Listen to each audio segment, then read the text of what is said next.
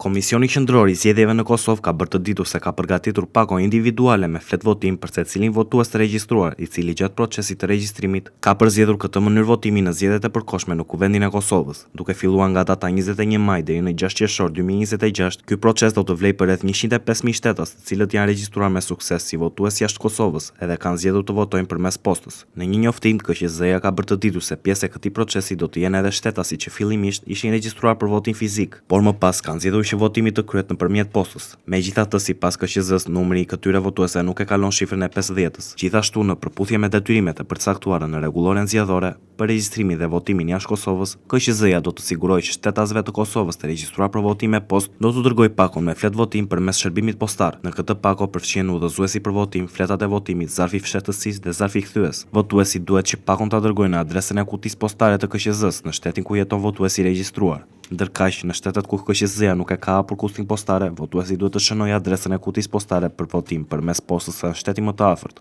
Detajet për procedurën e votimit gjenden në udhëzuesin për votim, i cili ndodhet brenda pakos. Një numër i veçantë gjurmimi është vendosur në secilën dërgesë postare dhe është dërguar votuesve të regjistruar, të cilët mund ta përcjellin vendodhjen e pakos së tyre me flet votim. KQZ-ja ka njoftuar gjithashtu se çdo dërgesë postare duhet të jetë individuale.